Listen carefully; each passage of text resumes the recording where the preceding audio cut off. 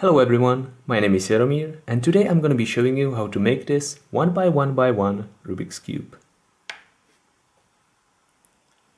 There are a number of different ways how to make a custom 1 by 1 by 1 cube, and a lot of them are thoroughly described on YouTube already. For example, you can take a corner piece from your Rubik's Cube, cut it into the cube shape with a handsaw, sand down the excess plastic and fill any holes with epoxy sculpt. Another popular method seems to be to build a cube from Lego pieces. You glue them together, cut out the studs with an X-Acto knife, and round off the edges with a scrap of sandpaper. These methods are great if you have spare corner pieces lying around, or if you're happy to put up with the size of your Lego pieces. My method, however, allows you to quickly make a very light cube of pretty much any size without using too much of epoxy sculpt or having to damage a factory-made cube. If you want to learn how, keep watching. To make this little cube, you will need a pencil, a ruler, a sheet of thick paper,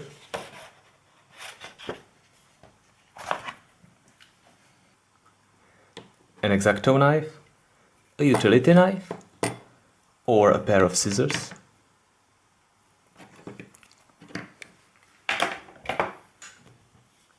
glue, a little bit of epoxy sculpt, sandpaper, preferably 400 grit and 600 grit for fine sanding, and a spare set of stickers. Optionally, you can also have a Rubik's Cube, a caliper, a pair of vinyl gloves for hand protection, and some black spray paint. First, you need to decide how big your cube should be. Once you have your measurements, take a piece of paper and start drawing a basic cube template on it. I am using a brand new sheet of paper from my sketchbook, but really any piece of paper will do as long as it's large enough and not too thin. You can even reuse one of the boxes that your Rubik's Cubes came in, unless you collect them, of course.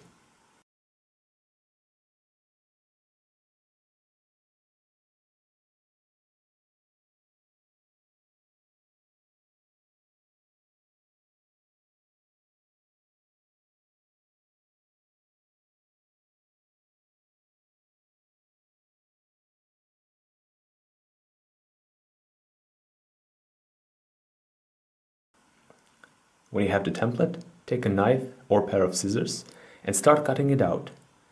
If you decide to use a knife, don't forget to put something under the paper to protect your table. Use a ruler to guide the blade to ensure that outer edges of the cube are straight. As you can see, I'm not using a ruler to cut out the little tabs because those will be hidden inside of the cube. Once the template is cut out, use the blunt edge of your knife to score the inner line slightly. This will make the paper so much easier to fold along these lines. Finally, apply some glue on the little tabs along the edges and glue the sides together. You should now have a nice little paper cube.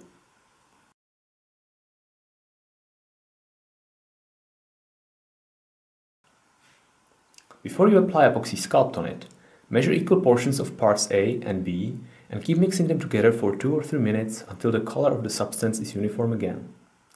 You will be applying it in thin layers on the paper cube, and it really doesn't take too much time to mix more, should you need it. When your epoxy sculpt is ready to use, press it between your fingers to form a thin layer and apply it on one side of the paper cube.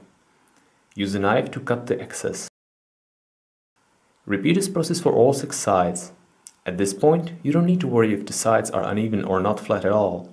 Just make sure that the thinnest points are still thick enough to support themselves after sanding.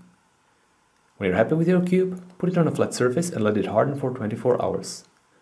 Since epoxy sculpt is very adhesive to wood, metal, ceramic, glass or plastic, I usually put my creations on a microtin bag. After 24 hours, the cube should be hard as stone and ready for sanding.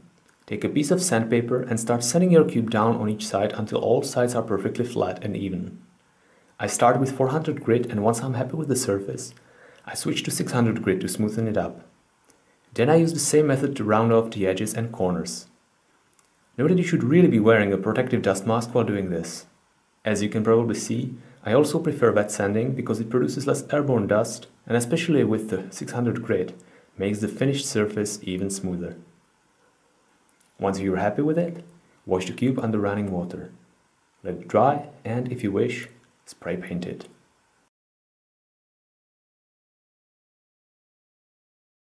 So here is the fully painted cube.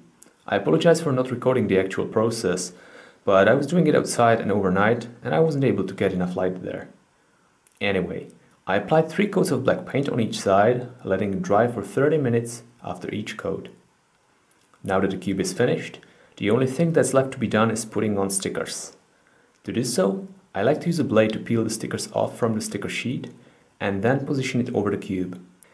When I'm happy with the position, I use my fingers to press it against the surface of the cube and to ensure that there are no bubbles underneath it. I repeat this for all 6 stickers.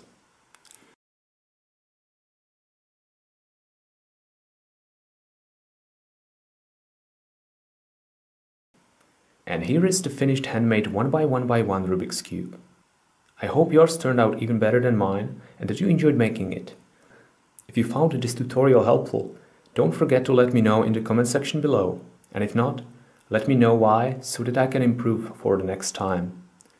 Thank you very much for watching and see you in the next video.